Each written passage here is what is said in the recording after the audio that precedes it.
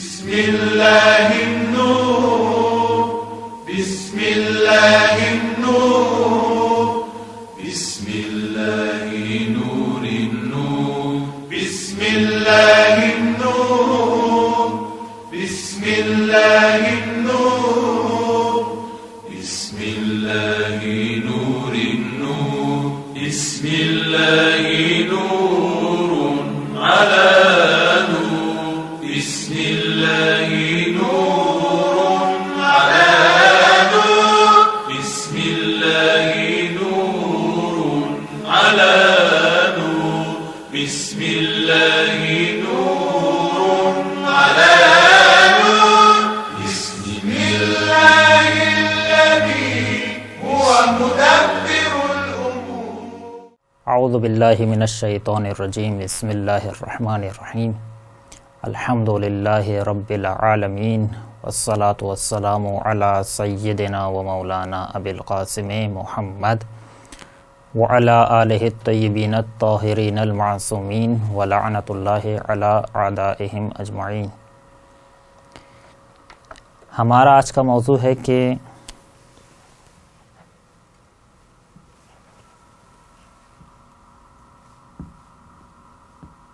ہم عقائد کیوں پڑھیں.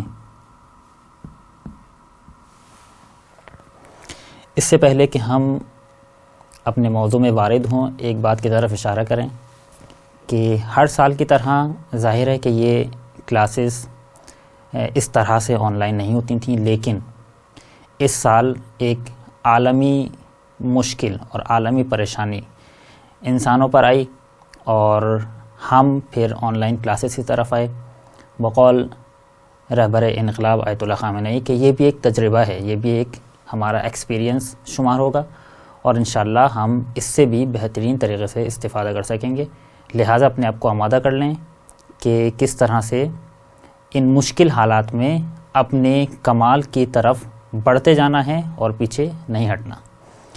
اب ہم اپنے موضوع کی طرف آتے ہیں کہ جب بھی آپ حضرات نے غور کیا ہوگا کوئی بھی مذہبی کلاسیں یا دینی کلاسیں برگزار کی جاتی ہیں تو ان میں ایک بہت بڑا بہت زیادہ جو کلاسز ہوتی ہیں وہ عقائد کے بارے میں ہوتی ہیں. عقائد فوراً اسٹوڈنٹس کے ذہن میں یہ سوالات بیدار ہونے لگتے ہیں کہ ہم جہاں بھی جاتے ہیں فوراً ہمیں عقائد پڑھانے لگتے ہیں. جہاں بھی جائیں ہمیں پڑھاتے ہیں خدا کیا ہے، رسول کیوں بھیجے گئے، امام کی کیا ضرورت ہے، قیامت کیوں ہے، اور الی آخر مختلف مسائل. فوراً ذہن میں سوال آتا ہے کہ میں یہ آخر سب کیوں پڑھوں، کیا ضرورت ہے، اگر نہیں پڑھوں گا تو کیا ہو جائے گا، کیا نقصان کر دوں گا، پڑھوں گا تو مجھے کیا فائدہ ملے گا. تو آج ہماری کلاس اسی بارے میں ہے کہ ہم یہ دیکھیں کہ آیا عقائد پڑھنے سے ہمیں فوائد حاصل ہو رہے ہیں یا نہیں. اپنی بحث میں وارد ہونے کے لیے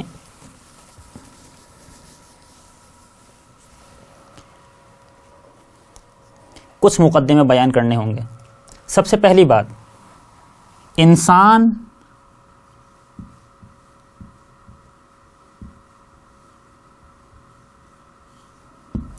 کمال طلب ہے. ہر انسان کمال حاصل کرنا چاہتا ہے پرفیکٹ ہو جائے، یا دوسرے لفظوں میں ہر انسان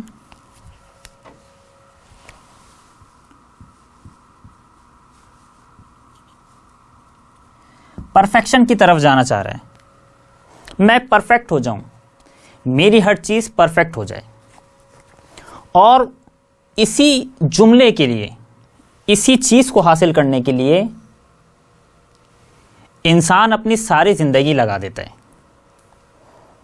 جب سے انسان ہوش سنبھالتا ہے اس کے بعد سے لے کر بڑھاپے تک بھی نہیں بلکہ اپنی موت تک، یعنی اپنی زندگی کی آخری سانس تک انسان اسی چیز کے پیچھے ہے کہ کسی بھی طرح سے مجھے یہ مل جائے. اور اس کے لیے انسان اپنا ایک ایک لحظہ بھی ضائع نہیں کرتا، یہاں تک کہ اگر انسان سوتا بھی ہے تو اس کے لیے اسے معلوم ہے کہ اگر میں نہیں سوؤں گا تو میرے اندر توانائی نہیں آئے گی، اور جب میرے اندر توانائی نہیں آئے گی تو میں جس چیز کے لیے محنت کر رہا ہوں اس کے لیے محنت نہیں کر سکوں گا، لہٰذا مجھے سونا پڑے گا۔ مجھے اپنی نیند کی مقدار کو مثلاً اگر کم ہے تو بڑھانا پڑے گا، اگر نیند کی مقدار زیادہ ہے تو کم کرنا پڑے گی، تاکہ میں اپنے مقصد تک پہنچ جاؤں۔ غرض ہر انسان جو بھی عاقل ہے، انسان سے مراد ہماری انسان عاقل ہیں، ہر انسان عاقل، جو انسان بھی عاقل ہے، عقل رکھتا ہے، وہ انسان کمال کی تلاش میں ہے۔ میں پرفیکٹ ہو جاؤں، میری ہر چیز پرفیکٹ ہو جائے، اور مجھے اس دنیا میں کوئی بھی مشکل نہ ہو، کوئی پریشانی نہ ہو۔ بہرحال ہر انسان کمال کی تلاش میں ہے، اور اس انسان میں کوئی فرق نہیں ہے، یہ انسان چاہے مرد ہو یا عورت، یہ انسان کافر ہو یا مسلمان، کافر کتابی ہو یا کافر غیر کتابی، کوئی بھی انسان ہو، چاہے انسان مغربی ممالک میں رہتا ہو یا مشرقی ممالک میں رہتا ہو، کہیں بھی رہتا ہو، کسی مسلک سے انسان کا تعلق ہو، سنی ہو، شیعہ ہو، بریلوی ہو، دیوبندی ہو، کافر ہو، وہابی ہو، ہر انسان کمال کی تلاش میں ہے، ہر انسان چاہتا ہے پرفیکٹ ہو جائے، لیکن مسئلہ یہاں پر پیش آتا ہے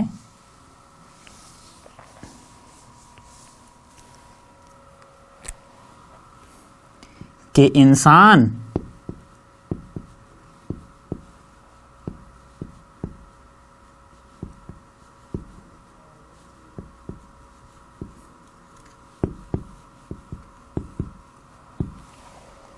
کمال کے مصداق میں غلطی کرتا ہے۔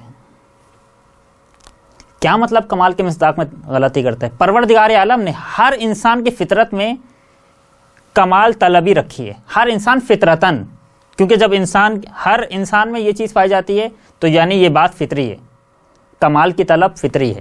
اگر کمال کی طلب فطری ہے تو ہر انسان کمال کی طرف جائے گا، ہر انسان کمال حاصل کرنا چاہے گا، ہر انسان چاہے گا میں پرفیکٹ ہو جاؤں، مجھے کوئی مشکل نہ ہو، کوئی پریشانی نہ ہو۔ لیکن ہم دیکھتے ہیں کہ ہر انسان مختلف چیزوں کے پیچھے بھاگ رہا ہے۔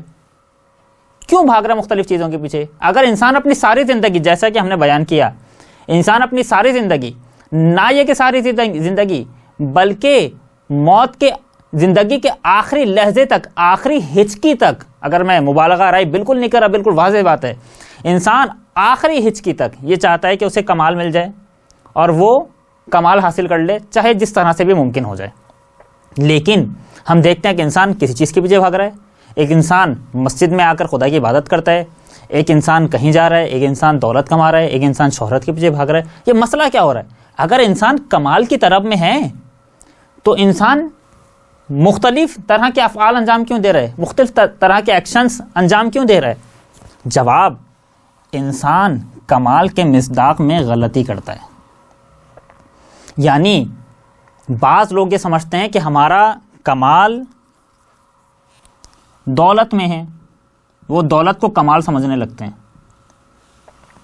وہ سمجھتے ہیں جتنی دولت ہمارے پاس ہوگی اتنے ہی ہم پرفیکٹ ہو جائیں گے، دولت کے پیچھے بھاگتے ہیں کیونکہ دولت کو کمال سمجھ رہے ہیں۔ بعض انسان کہتے ہیں نہیں، دولت ملے یا نہ ملے یہ ضرور ملنی چاہیے، شہرت ضرور ملنی چاہیے، کیونکہ وہ سمجھتے ہیں کہ شہرت ہی ہمارا کمال ہے، وہ شہرت کے پیچھے بھاگتے ہیں۔ آپ نے بہت سارے ایسے انسان دیکھے ہوں گے، ان کے سامنے اگر دو چیزیں رکھی جائیں کہ آپ دولت لیں یا شہرت، آپ کو کیا چاہیے؟ وہ کہتے ہیں ہمیں شہرت چاہیے، بس مشہور کر دیں کسی طرح سے آپ ہمیں، اور مشہور ہونے کے لیے کچھ بھی کر دیتے ہیں، یعنی ہر پست ترین حرکت کرنے کو تیار رہتے ہیں کہ کسی طرح سے مشہور ہو جاؤں۔ بعض انسان دولت کو اپنا کمال سمجھتے ہیں، دولت کے پیچھے بھاگتے ہیں. بعض انسان شہرت کو اپنا کمال سمجھتے ہیں، شہرت کے پیچھے بھاگتے ہیں. بعض انسان ظاہری حسن کو اپنا کمال سمجھتے ہیں تو ظاہری حسن کے پیچھے بھاگتے ہیں. لیکن انہی لوگوں میں کچھ ایسے لوگ بھی ہیں کہ جو اپنا کمال اسے سمجھتے ہیں. یہ کون ہے؟ جو کمال مطلق ہے، جو ہم بعد میں ثابت کریں گے انشاءاللہ، یا آپ کے لیے کوئی اور استاد ثابت کریں گے کہ یہ کمال مطلق ہے. یہ ہے کمال، اس کے پاس ہر طرح کا کمال ہے اور یہ ہر طرح کا کمال دینے کو تیار ہے اگر کوئی اس سے اپنا دل لگا لے. میں یہ کیسے کہہ رہا ہوں کہ یہ ساری چیزیں کمال نہیں ہیں اور یہ کمال ہے؟ کیا میرے پاس اس کی کوئی دلیل ہے؟ جی ہاں، میرے پاس دلیل ہے. وہ دلیل کیا ہے؟ مثال لیجئے، مثلا ایک 15 سالہ لڑکا ہے، خصوصاً آپ حضرات کے جو ایج کے لڑکے ہیں ان کے ساتھ یہ بڑے مسائل آتے ہیں اور آپ لوگ اس چیز کو زیادہ محسوس کریں گے کیونکہ آپ لوگوں کے تعلقات زیادہ نہیں ہوتے. آپ ایک تعلق قائم کرنا چاہتے ہیں اپنی اس عمر میں کہ جو اس میں بہت زیادہ حساس ہونا چاہیے، سینسیٹیو ہونا چاہیے، حساس ہونا چاہیے. اور اس کے لیے ہم نے ایک موضوع بھی رکھا ہے، انشاءاللہ آپ کے استاد آپ کو بتائیں گے. انسان چاہتا ہے کہ وہ دوست بنائے. کس کو انسان دوست بناتا ہے؟ کس انسان کو انسان دوست بناتا ہے؟ جس انسان میں کوئی خوبی دیکھتا ہے، کوئی بھی خوبی دیکھتا ہو. خوبی سے مراد کیا ہے؟ وہی کمال. جس انسان میں بھی کوئی خوبی دیکھتا ہے یا کمال دیکھتا ہے کہ اس کے پاس ایک خاص چیز ہے، ایک خاص صفت ہے، ایک خاص کوالٹی ہے اس لڑکے کے اندر، اس کو دوست بنانے کی کوشش کرتا ہے. یہاں تک کہ اسے دوست بنا لیتا ہے. جب تک دوست نہیں بناتا اس وقت تک بے چین رہتا ہے.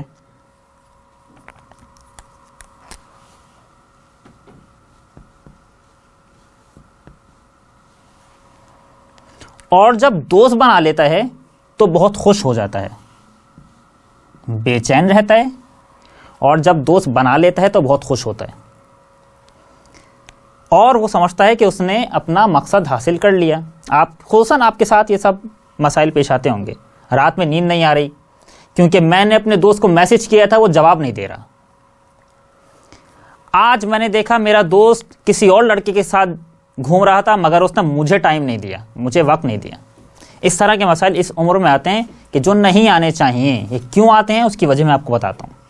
کیونکہ آپ یا ہم سب اپنی عمر میں ایک شخص کے اندر کچھ خوبیاں دیکھتے ہیں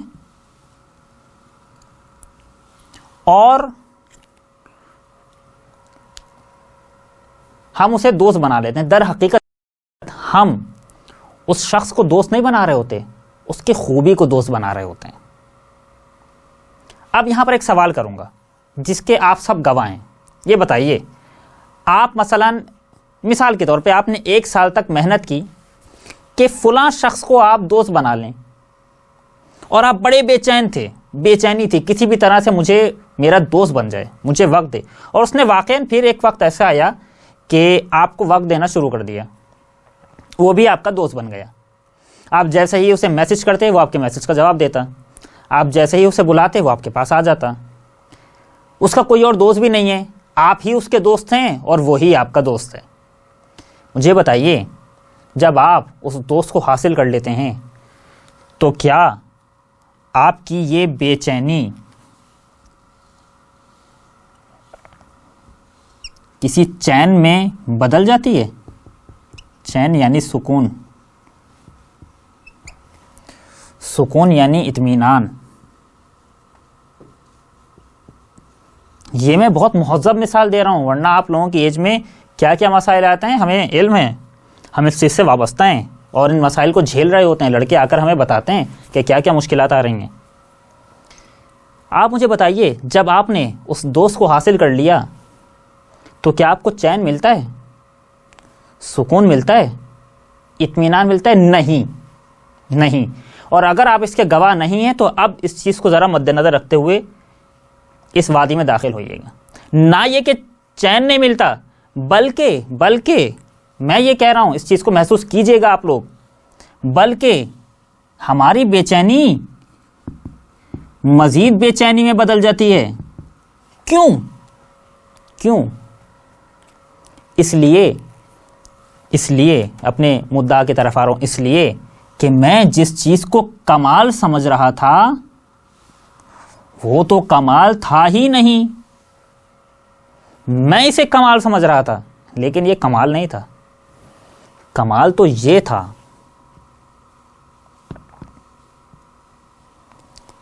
کمال. اگر میں اس کے پیچھے جاتا تو مجھے سکون ملتا. اسی لیے کبھی ایسا بھی ہوتا ہوگا کہ جب آپ کا دوست آپ کو چھوڑ کر چلا جائے اور پھر آپ کو یہ والی حقیقت یاد آئے، اور پھر جب آپ گوشہ تنہائی میں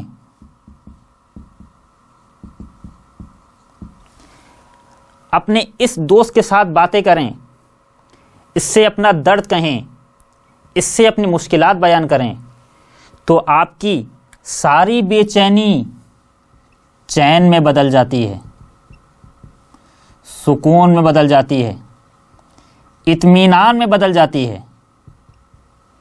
اسی لیے قرآن مجید میں پروردگار عالم نے ہمیں بار بار بتایا کہ الا بذکر اللہ تطمئن القلوب. آگاہ ہو جاؤ. الا یعنی آگاہ ہو جاؤ، خبردار، غافل نہیں رہنا. اللہ کی یاد سے، ذکر یعنی یاد، اللہ کی یاد سے دل مطمئن ہوتے ہیں.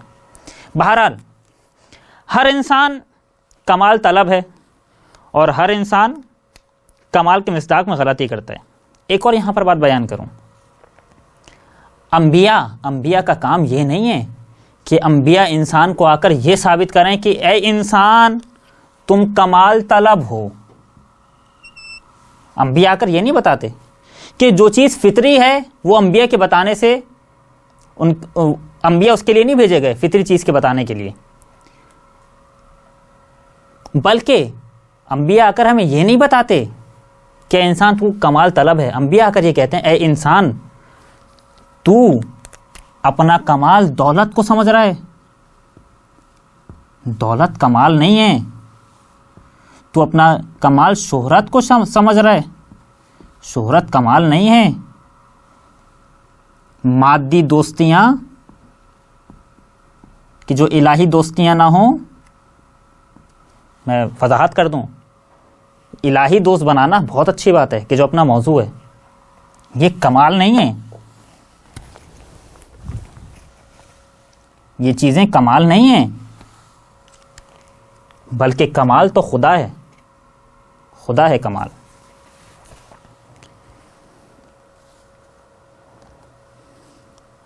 اور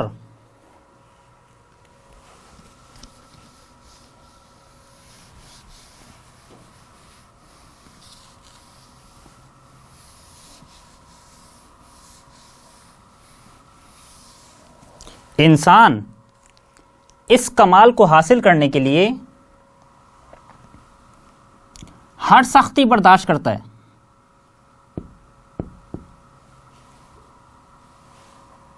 ہر سختی برداشت کرتا ہے انسان. مثلا اگر ایک مثال لے لیتے ہیں. مثلا اگر انسان دولت کو اپنا کمال سمجھتا ہے تو دولت کے حصول کے لیے دن و رات ایک کر دیتا ہے. ہم نے ایسے افراد دیکھے ہیں، آپ حضرات نے بھی دیکھے ہوں گے، نہیں دیکھے تو دیکھیے گا. اگر انسان دولت کو اپنا کمال سمجھ رہا ہے تو دولت کے حصول کے لیے دن و رات لگا دیتا ہے. دن و رات جب انسان لگاتا ہے دولت کے حصول کے لیے تو کیا انسان کو اذیت نہیں ہوتی؟ کیا انسان کو پریشانی نہیں ہوتی؟ ہوتی ہے، مگر انسان اس پریشانی کو اختیار کرتا ہے خود، کیونکہ اسے معلوم ہے کہ اس پریشانی کے بعد اسے وہ چیز مل جائے گی کہ جسے وہ کمال سمجھ رہا ہے. اسی لیے پروردگار عالم نے ہمارے لیے جو ذمہ داریاں رکھی ہیں خدا تک اپنے تک پہنچنے کے لیے، یعنی جو ذمہ داریاں ہم تک آئی ہیں خدا تک پہنچنے کے لیے، نماز، روزہ، صلہ رحم، ماں باپ کا احترام، دوسروں کے ساتھ بھلائی، نیکی، دوسروں کی مدد کرنا، انفاق کرنا، یہ ساری چیزیں، اسے کیا کہتے ہیں اصطلاح میں؟ تکلیف. اسی لیے کہتے ہیں انسان مکلف ہے. مکلف تکلیف سے نکلا ہے مکلف. مکلف یعنی جسے تکلیف دی جائے. تکلیف جو ہمارے یہاں استعمال ہوتا ہے، تکلیف یعنی مشقت، سختی. خداوند عالم کی طرف سے جو ذمہ داریاں آئی ہیں انہیں تکلیف کیوں کہتے ہیں؟ اس لیے کہ جب انسان ان ذمہ داریوں کو انجام دیتا ہے تو انسان تکلیف کا احساس کرتا ہے، سختی کا احساس کرتا ہے. لیکن انسان کو یہ مشقت، یہ سختی، یہ تکلیف اٹھانا پڑے گی اگر اسے اپنے مقصود اور اپنے کمال تک جانا ہے. اس کا مقصود کیا ہے؟ خداوند عالم تبارک و تعالی.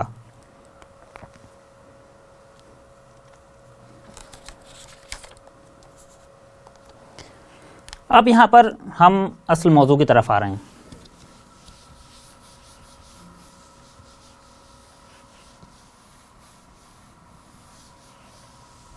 میں عقائد کیوں پڑھوں؟ میں عقائد کیوں پڑھوں؟ جب ہم دنیا میں موجود افراد پر نظر کرتے ہیں، دیکھتے ہیں، تو ہم دیکھتے ہیں کہ دو طرح کے افراد ہیں. جو افراد غلط افعال انجام دے رہے ہیں وہ دو طرح کے ہیں. غلط افعال یا کام انجام دینے والے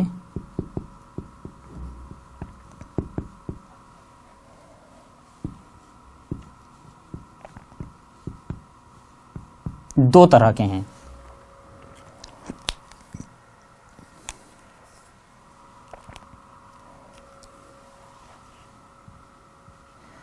بعض افراد کو علم نہیں ہے غلط کام کا، اور بعض افراد کو علم ہے غلط کام کا. جو بھی انسان، جو بھی افراد اس دنیا میں غلط افعال انجام دیتے ہیں وہ دو طرح کے افراد ہیں. بعض افراد وہ ہیں جنہیں علم ہی نہیں ہے غلط کاموں کا کہ یہ کام غلط ہے. مثال سے بات واضح کروں گا کہ یہ کام غلط ہے، لیکن بعض افراد کو علم ہے کہ کام غلط ہے.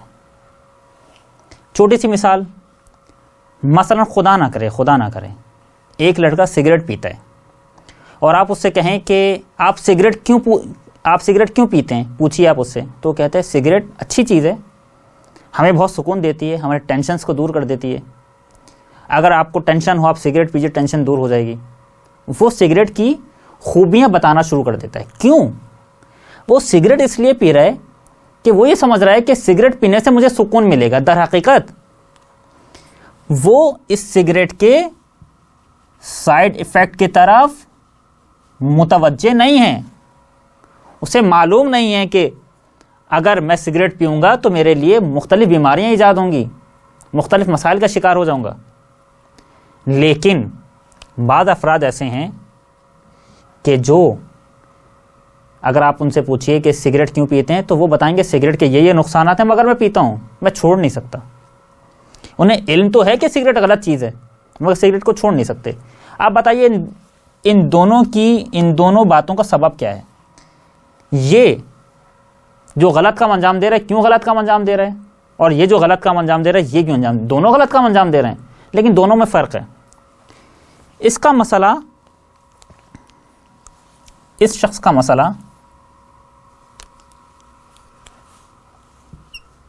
غلط فکر ہے اور اس شخص کا مسئلہ غلط عادت ہے. ایڈکٹ ہے، یہ غلط عادتیں اس نے اپنا لی ہیں.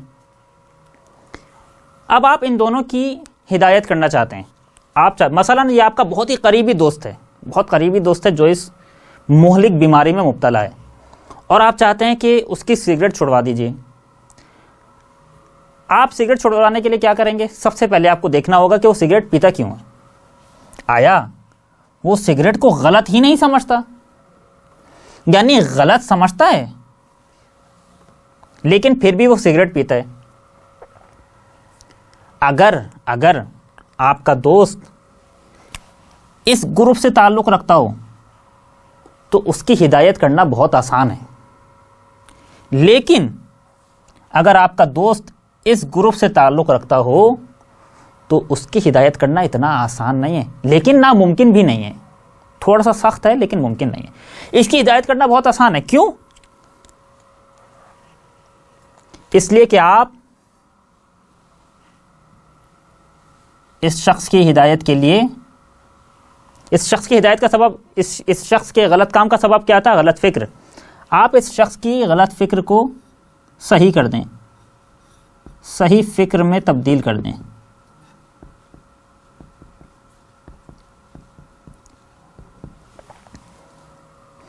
مثلا اگر وہ کہتا ہے کہ سگریٹ پینا بہت اچھی بات ہے اور سگریٹ پینے کے بہت زیادہ فوائد ہیں، تو آپ اسے سگریٹ کے نقصانات بتانا شروع کریں. دیکھو، اگر تم اس کے 2 فوائد دیکھ رہے ہو، 1000 نقصانات بھی ہیں، آپ اس کا نقصانات گنوانا شروع کریں. جب وہ خود دیکھے گا کہ میں تو اسے اچھا سمجھ رہا تھا لیکن یہ میرے حق میں اچھی نہیں ہے یہ سگریٹ، وہ خود سگریٹ چھوڑنے کی طرف چلا جائے گا. اس کا کام، اس کی ہدایت کرنا بہت آسان ہے، لیکن دوسرے شخص کی ہدایت کرنا آسان نہیں ہے. کیونکہ اسے علم تو ہے کہ میں غلط کام انجام دے رہا ہوں، لیکن پھر بھی وہ غلط کام انجام دے رہا ہے. علم ہوتے ہوئے غلط کام انجام دے رہا ہے. کیوں؟ عادی ہے، ایڈکٹ ہے، عادت ہے اسے. اور اس کی عادت کو کیسے، کسی کی بھی عادت کو بدلنا اتنا آسان نہیں ہے. مشہور ہے کہ عادت بدلنا معجزے سے کم نہیں ہے. آپ کسی کی عادت بدل دیں، حتیٰ اگر میں اپنی عادت بھی بدلوں، آپ اپنی عادت بدلیں، کوئی بھی عادت جو رسوخ کر چکی ہو ہماری جان میں، عادت کو بدلنا اتنا آسان نہیں ہے. اگر کوئی چیز عادت بن جائے، اب آپ اس کی غلط عادت کو کیسے بدلیں گے؟ سوال میرا یہ ہے. یاد رکھیے، اب جو بات چل رہی ہے وہ اس گروپ کی بات چل رہی ہے، یعنی سیکنڈ گروپ کی، یعنی وہ افراد کہ جو غلط کام انجام دیتے ہیں لیکن انہیں علم ہے کہ وہ غلط کام انجام دے رہے ہیں. اب ان افراد کی ہدایت کرنی ہے، کیسے کریں گے؟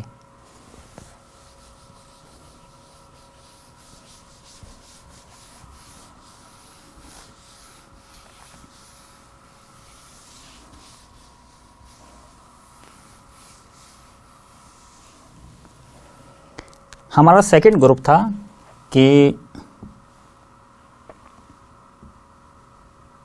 غلط کام انجام دینے والے جو 2 طرح کے تھے. دوسرے افراد کون تھے؟ کہ جو یہ جانتے ہیں کہ کام غلط ہے. ان افراد کی ہدایت اتنی آسان نہیں ہے، کیونکہ اگر آپ چاہیں ان کی فکر صحیح کر دیں تو ان کی فکر تو صحیح ہے، ان کو علم ہے کہ کام غلط کر رہے ہیں. ان کی فکر صحیح کرنے کا کوئی فائدہ نہیں ہے، فکر ان کی صحیح ہے، عادت ان کی غلط ہے. اب آپ انہیں کیا کریں گے؟ اب آپ کو ایک کام کرنا ہے. مثال کے طور پہ ہم اب مثال لیں گے سگریٹ کے بجائے جھوٹ کی، تاکہ بات مزید واضح ہو جائے. ایک شخص جھوٹ بولتا ہے، جیسے سگریٹ ایک غلط کام تھا، جھوٹ بولتا ہے. جھوٹ بولنے والے 2 طرح کے ہیں. بعض افراد کو معلوم ہی نہیں ہے کہ جھوٹ غلط چیز ہے. واقعاً کچھ افراد ایسے ہوتے ہیں، وہ سمجھتے ہیں. آپ ان سے پوچھیں آپ کیوں جھوٹ بولتے ہیں، کہیں گے کہ اگر میں جھوٹ بولوں گا تو مجھے یہ فائدہ ہوگا. یہاں پر میں نے جھوٹ بولا اور اس ایک جھوٹ کے نتیجے میں مجھے اتنے 1000 روپیہ مل گیا، تو میں تو جھوٹ بولوں گا. جھوٹ بولنا تو اچھی چیز ہے. آپ انہیں بتائیں کہ نہیں، اگر آپ نے اتنے 1000 روپیہ حاصل کیے ہیں تو کتنا نقصان بھی کیا اس جھوٹ سے. آپ ان کی فکر سے کریں، کام ان کی ہدایت ہو جائے گی. لیکن یہ دوسرے افراد ہیں کہ اگر آپ ان سے پوچھیں کہ آپ جھوٹ کیوں بولتے ہیں تو یہ کہیں گے کہ مجھے معلوم ہے کہ جھوٹ غلط چیز ہے لیکن جھوٹ چھوڑ نہیں سکتا. میں چاہتا ہوں سچ بولوں لیکن زبان پر جھوٹ آ جاتا ہے اور میں جھوٹ اتنی آسانی سے چھوڑ نہیں سکتا. مذاق میں جھوٹ اور مختلف جگہوں پر جھوٹ، جہاں پر جگہ نہیں ہے وہاں بھی جھوٹ، بلا وجہ جھوٹ. بعض افراد کو آپ نے دیکھا نا بلا وجہ جھوٹ، میں نے بہت دیکھا اس طرح کے افراد. بلا وجہ جھوٹ، بلا وجہ، کوئی حتیٰ کوئی فائدہ بھی نہیں ہو رہا، اپنے آپ کو نقصان ہو رہا ہے پھر بھی جھوٹ. کیوں؟ عادت بن چکی ہے، عادت ہے، عادت سے پیچھے نہیں ہٹ سکتے. اب ان لوگوں کو آپ کیسے صحیح کریں گے؟ ایک مثال جھوٹ کی دیجیے اور پھر دوسروں پر امپلیمنٹ کرتے رہیے. آپ کیسے ان کی ہدایت کریں گے؟ ان کی ہدایت آسان نہیں ہے. اب انہیں بتانا پڑے گا کہ جناب آپ جو جھوٹ بول رہے ہیں آپ کو معلوم ہے آپ کیا کر رہے ہیں؟ آپ کو کیا پروردگار عالم نے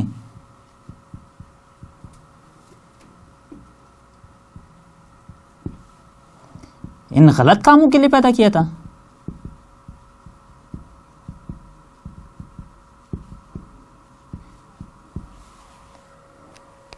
اب میں لکھوں گا نہیں، جلدی جلدی بتا رہا ہوں چونکہ وقت ہمارے پاس کم ہے تقریباً. آپ کو کیا پروردگار عالم نے غلط چیزوں کے لیے پیدا کیا تھا؟ آپ غلط چیزوں کے لیے پیدا کیے گئے ہیں؟ نہیں. آپ کہاں سے آئے ہیں؟ آپ پروردگار عالم کی طرف سے آئے ہیں.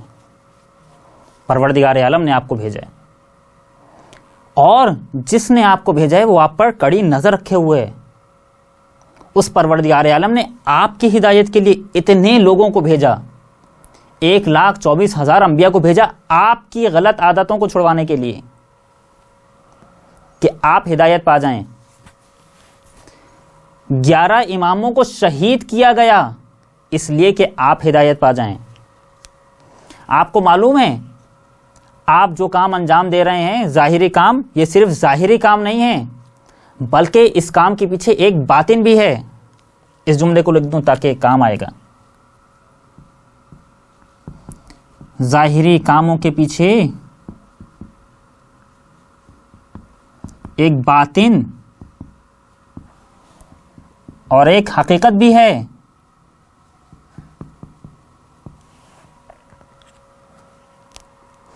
آپ کو معلوم ہے کہ آپ مرنے کے بعد برزخ میں جائیں گے. آپ کو معلوم ہے برزخ کے بعد قیامت کا مرحلہ آئے گا. آپ کو معلوم ہے پروردگار عالم نے قرآن جیسی کتاب آپ کے لیے بھیجی. اب جب آپ اس کو اس طرح سے گائیڈ کریں گے اور اس کی اس طرح سے ہدایت کریں گے اور اس کو جھنجھوڑیں گے در حقیقت صحیح معنی میں، اس کو بتائیں گے دیکھو پروردگار عالم نے تمہیں اشرف المخلوقات بنایا ہے، پروردگار عالم نے تمہارے اندر کتنی طاقتیں رکھی ہیں، تم اپنے آپ کو صرف ایک جسم سمجھ رہے ہو، بلکہ تم صرف ایک جسم نہیں ہو، پروردگار نے تمہاری روح بھی بنائی ہے. تم صرف اپنی جسمانی تسکین کے لیے سارے غلط کام کر رہے ہو، لیکن تمہاری روح زخمی ہوتی جا رہی ہے. تمہارے جسم کو تو شاید سکون مل جائے، لیکن تمہاری روح زخمی ہوتی جا رہی ہے، تمہاری روح بے چین ہوتی جا رہی ہے. تمہاری روح میں جو پروردگار عالم نے طاقت رکھی تھی وہ طاقت ختم ہوتی جا رہی ہے. جب آپ اس کو اس طرح سے گائیڈ کریں گے اور اس کی اس طرح سے ہدایت کریں گے تو اس کے لیے غلط عادتوں کو چھوڑنا بہت آسان ہو جائے گا. ایک چھوٹی سی مثال دوں، خود آپ کے ساتھ بھی اگر ایسا ہوتا ہو. انشاءاللہ آپ لوگ نماز شب پڑھتے ہوں گے. ایک شخص نماز شب کے لیے نہیں اٹھا، فجر کی اذان ہو رہی تھی. جب فجر کی اذان ہونے لگی اور اس کی آنکھ کھلی، اس نے دیکھا کہ اوہو آج تو میری نماز شب قضا ہو گئی. بہت افسوس ہوتا ہے جب نماز شب قضا ہو جائے، آج میری نماز شب قضا ہو گئی.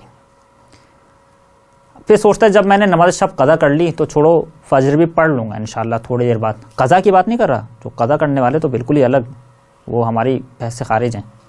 کہتا ہے کہ انشاءاللہ میں پڑھ لوں گا تھوڑی دیر میں نماز. یہ سستی کیوں کر رہا ہے؟ نماز شب میں سستی نہیں کرتا تھا، نماز شب میں سستی نہیں کرتا تھا، لیکن فجر کے اول وقت میں، نماز فجر کے اول وقت میں سستی کر رہا ہے. کیوں سستی کر رہا ہے؟ اس لیے کہ اسے نماز شب کے تو فوائد معلوم تھے، نماز اول وقت کے فوائد معلوم نہیں ہیں. اگر آپ اس کو نماز اول وقت کے فوائد بتا دیں تو یہ نماز اول وقت کی طرف آنا شروع ہو جائے گا. پھر اگر اس نے نماز شب نہیں پڑھی اور اس کے اول وقت آنکھ کھل گئی، فجر کے اول وقت آنکھ کھل گئی، تو یہ سوچے گا کہ اگر میں نے ایک خوبی کو چھوڑ دیا تو میں دوسری خوبی کیوں چھوڑوں. تو یہ نماز فجر کے اول وقت کی طرف آئے گا اور نماز فجر پھر اول وقت میں ادا کرے گا. یہی مسئلہ یہاں بھی ہو رہا ہے. وہ انسان کہ جو غلط عادت میں مبتلا ہے، جو غلط کاموں میں مبتلا ہے، عادی ہو چکا ہے غلط کاموں کا. ہوا کیا ہے؟ وہ کیوں عادی ہو چکا ہے؟ اس لیے کہ وہ غافل ہو چکا ہے. آپ اسے غفلت سے جھنجھوڑیں. کیسے جھنجھوڑیں گے؟ ہلا دیں اسے یوں کر کے, اٹھو اٹھو اٹھو. نہیں, ایسے تھوڑی جھنجھوڑیں گے. سو تھوڑی رہا ہے کہ آپ اسے اٹھائیں گے. ظاہری طور پہ سو رہا ہو تو آپ اسے اٹھا دیتے, وہ باطنی طور پہ سو رہا ہے. جب ظاہری طور پر جھنجھوڑنا آسان ہے, اگر کوئی ظاہری طور پر غفلت میں ہو, آپ ایک دوست سے بات کر رہے ہیں, وہ آپ کی بات ہی نہیں سن رہا, دماغ کہیں اور ہے, آپ نے ظاہری طور پہ اسے جھنجھوڑ دیا, وہ آپ کی طرف متوجہ ہو گیا, بہت آسان تھا. لیکن اگر کوئی باطنی طور پر غفلت میں چلا جائے, اسے جھنجھوڑنا آسان نہیں ہے. آپ کو شروع سے لے کر آخر تک اسے سب سیر کرانا ہوگی. دیکھو تم کہاں سے آئے ہو, تم کہاں جا رہے ہو, پروردگار عالم تمہارے ساتھ کیا کیا, پروردگار عالم نے تمہیں کیسا خلق کیا, تم اشرف المخلوقات ہو, پروردگار عالم نے تمہیں جنات پر بھی فوقیت دی ہے, تم فرشتوں سے بھی آگے ہو.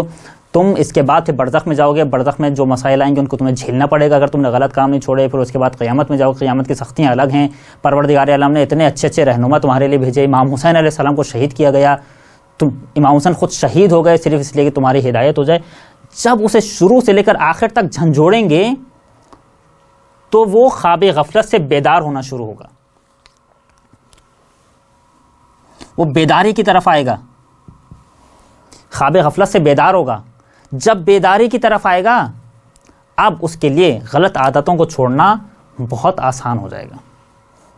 اس طرح کے افراد ہم نے بہت دیکھے ہیں کہ ان کی ایک زندگی غلط کاموں میں صرف ہوئی, یہاں تک کہ انہیں ایک رہنما ملا. مثال کے طور پہ خود آپ لوگوں کی ایج میں ایسا ہوتا ہے.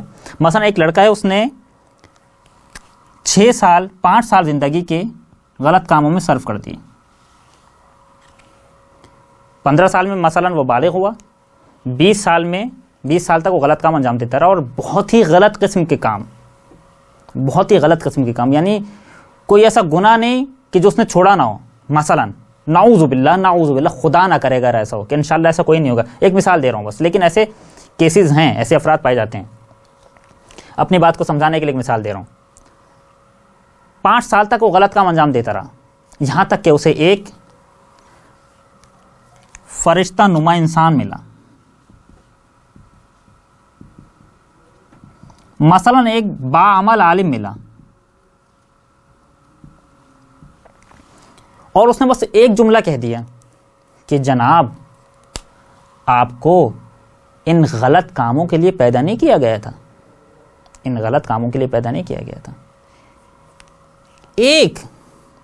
یعنی صرف ایک جملہ تھا جو اس شخص کو کہا گیا تھا, اس لڑکے کو کہا گیا, جوان لڑکے کو کہا گیا تھا. اس طرح کے افراد بہت ہیں, مثالیں بہت ہیں. ایک غلط کام کا ایک جملہ صرف کہا گیا تھا, پھر کیا ہوا؟ ایک جملہ جو اس انسان کو کہا گیا تھا, اس کے بعد کیا ہوا؟ اس لڑکے نے توبہ کی, اور پھر ایسی توبہ کی کہ اس کے بعد کوئی غلط کام انجام نہیں دیا, اور کوئی ایسی نیکی نہیں جو اس نے چھوڑ دی ہو. ایسے کیسز ہیں, یہ میں ہواؤں میں باتیں نہیں کر رہا, ایسے ہوا ہے, ہم نے خود دیکھا ہے. اس طرح کے افراد, یعنی صرف ایک جملہ ہوا کیا, وہ جو غافل ہو چکا تھا یہ شخص, آپ نے اس کی غفلت کو ختم کر دیا, اس کو جھنجھوڑ دیا, اس کو خواب غفلت سے بیدار کر کے جب آپ نے اسے بیدار کر دیا تو پھر اب آپ کو بہت زیادہ محنت کرنے کی ضرورت نہیں ہے, باقی کام یہ خود کرے گا. یعنی سادہ لفظوں میں, یہ جملہ لکھ لیجئے اپنے پاس.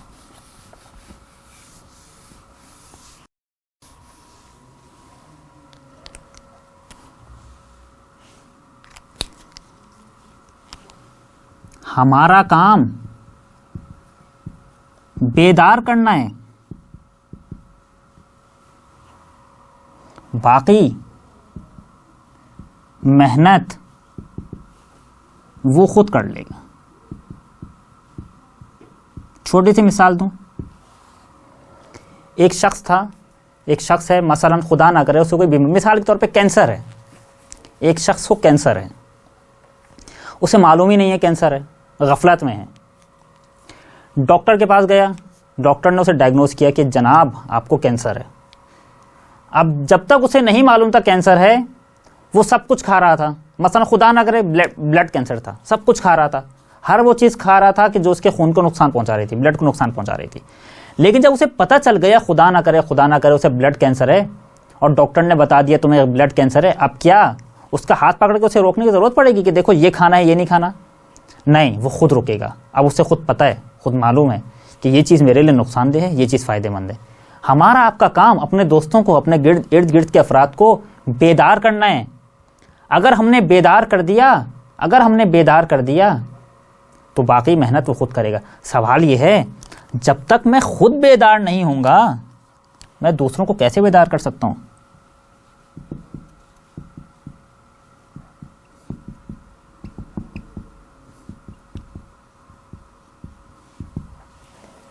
جب تک میں خود بیدار نہیں ہوں گا دوسروں کو بیدار کیسے کر سکتا ہوں؟ مثلا ہمارے ساتھ ہوا، ہمارے مدرسے میں استاد نے ایک طالب علم کو کہا کہ دیکھو فلاں طالب علم سو رہا ہے، اسے جا کے اٹھا دو. یہ طالب علم گیا اس کو اٹھانے کے لیے، دوسرا بستر خالی پڑا ہوا تھا، دوسرا بیڈ خالی تھا، وہاں جا کے خود سو گیا. پھر استاد نے جملہ کہا کہ تمہیں خود اس بات پر مہارت نہیں تھی کہ اپنے آپ کو بیدار رکھ سکو. تم گئے تھے اٹھانے کے لیے، جب اسے سوتا دیکھا تو خود سو گئے. یعنی اگر ہم خود بیدار نہیں ہیں تو دوسروں کو بیدار کیسے کریں گے؟ اب یہاں پر یہ سوال ایجاد ہوتا ہے، ہمارا اصل سوال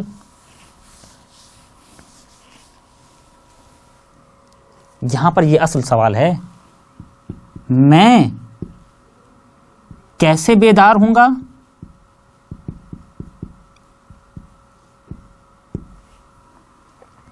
اور دوسروں کو کیسے بیدار کروں گا؟ یہ دوسرے قسم کے لوگوں کی بات ہو رہی ہے.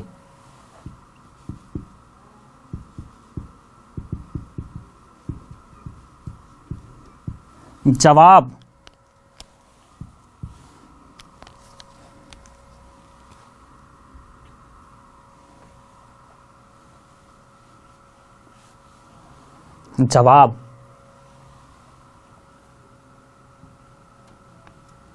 علم عقائد مجھے بیدار کرے گا.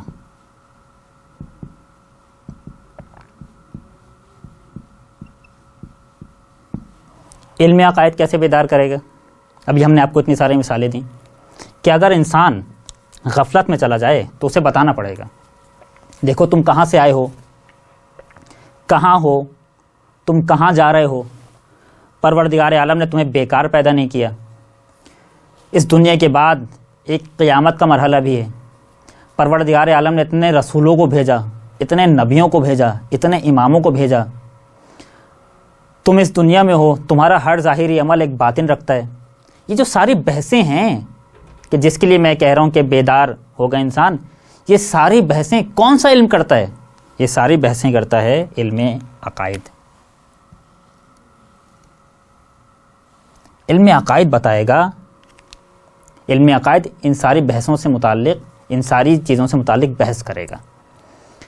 اب ہم چونکہ وقت بہت زیادہ کم رہ گیا ہے تو ہم بہت جلدی علم عقائد کے فوائد بتاتے ہیں.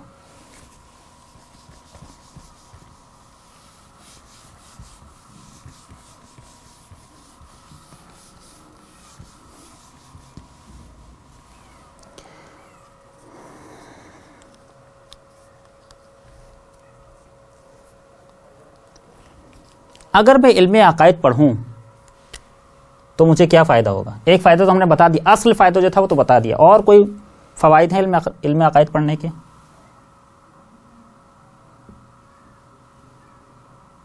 اصول عقائد یا عقائد،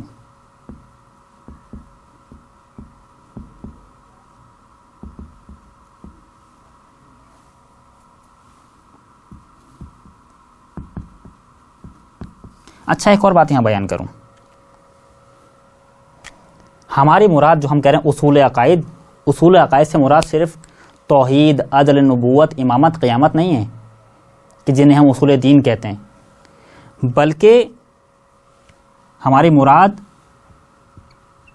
اصول دین و مذہب ہیں. دین یعنی اسلام، مذہب یعنی مثلا تشیع، تسنن، سنی اور فلاں فلاں فلاں. یعنی اگر میں شیعہ ہوں تو مجھے معلوم ہونا چاہیے کہ میں شیعہ کیوں ہوں.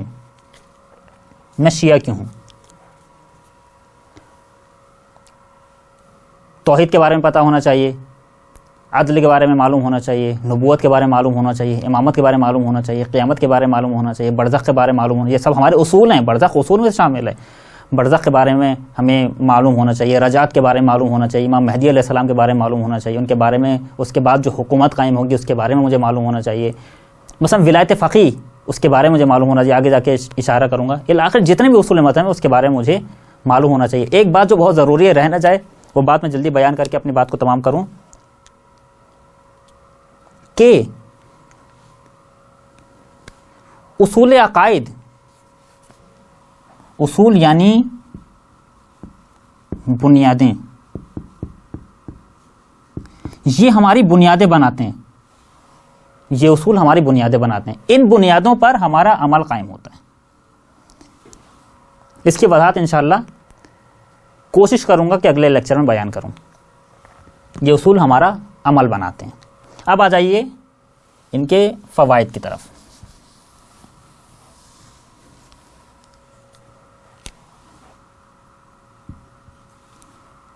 پہلا فائدہ، اصلاح اشتباہات۔ بچپن میں جب ہمارے والدین ہمیں اصول کے بارے میں بتاتے ہیں، اصول دین، اصول مذہب کے بارے میں بتاتے ہیں، تو ہمارے ذہن میں کچھ غلط تصورات قائم ہو جاتے ہیں۔ مثلا وہ بتاتے ہیں خدا قادر ہے، خدا ایک نور ہے، تو ہم سوچنے لگتے ہیں خدا ایسا نور ہے، کہ تو نور مادی ہے، خدا ایسا نور نہیں ہے، خدا کے نور ہونے سے کیا مراد ہے؟ یہ ایک غلط تصور بن چکا ہے ہمارے ذہنوں میں۔ اس غلط تصور کو صحیح کون کرے گا، اصلاح کون کرے گا اس اشتباہ کی؟ علم عقائد۔ یا مثلا میں امامت کے بارے میں غلط عقیدہ رکھتا ہوں کہ امام وہ ہے مثلا جو میرا ہاتھ پکڑ کے زبردستی مجھے سفر کرائے گا، خدا تک لے کر جائے گا۔ نہیں، جواب یہ غلط فکر بن چکی ہے۔ امام مجھ سے میرا اختیار نہیں چھینے گا، امام مجھے میرے اختیار کے ساتھ مجھے سفر کرائے گا، اور الی آخر بہت ساری مثالیں ہیں کہ اب ہم ان مثالوں کی طرف نہیں جانا چاہ رہے۔ غرض انسان کے کچھ غلط عقائد بن جاتے ہیں بچپنے میں، غلط گیدرنگ کی وجہ سے، غلط دوستوں کی وجہ سے۔ مثلا مخالف مذہب کے افراد کے ساتھ بیٹھتا ہے، مثلا ایک مذہب ایسا ہے تشیع عالم اسلام کا جو خدا کو جسم سمجھتا ہے۔ اب یہ انسان خدا کو جسم سمجھنے لگا ہے، غلط عقیدہ ہے، غلط تصور ہے۔ اب یہ ثابت کرنا کہ خدا جسم نہیں ہے، خدا جسم نہیں ہو سکتا، یہ کون بتائے گا؟ علم عقائد بتائے گا، الی آخر جو بھی اس کے جیسے مسائل ہیں۔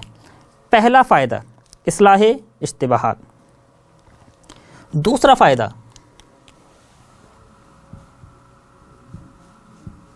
مسائل جدید کی شناخت۔ شناخت یعنی معرفت۔ جدید مسائل ہمارے سامنے پیش آتے ہیں۔ مثلا میں آپ کے سامنے ایک لفظ کہتا ہوں، رجعت۔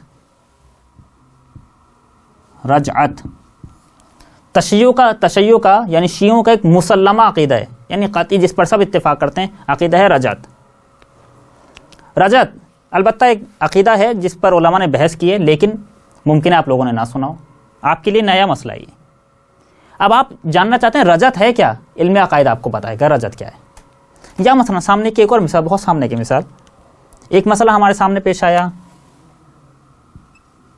ولایت فقیہ کی ولایت۔ اب میرے سامنے یہ دونوں کی مثال بن سکتی ہے، ولایت فقیہ۔ اب میرے سامنے غلط اشتباہ ہے، ولایت فقیہ کو میں سمجھتا ہوں ولایت فقیہ یعنی امام بن جانا، امام معصوم بن جانا۔ اب یہ غلط تصور قائم ہو گیا۔ علم عقائد بتائے گا نہیں، ولایت فقیہ یعنی اس کا مطلب یہ نہیں ہے کہ ولی فقیہ امام بن چکا ہے، نہیں، اس سے مراد کیا ہے؟ علم عقائد بتائے گا، اشتباہات کی اصلاح کرے گا۔ یا مثلا زمانے غیبت میں ولایت فقیہ ہونی چاہیے نہیں ہونی چاہیے؟ ہونی چاہیے تو کیوں ہونی چاہیے؟ علم عقائد ہمیں بتائے گا، دلیلیں دے گا، اور اس جیسی دوسری مثالیں۔ تیسرا فائدہ، اور اس فائدے پر ختم کر رہا ہوں اپنی بحث،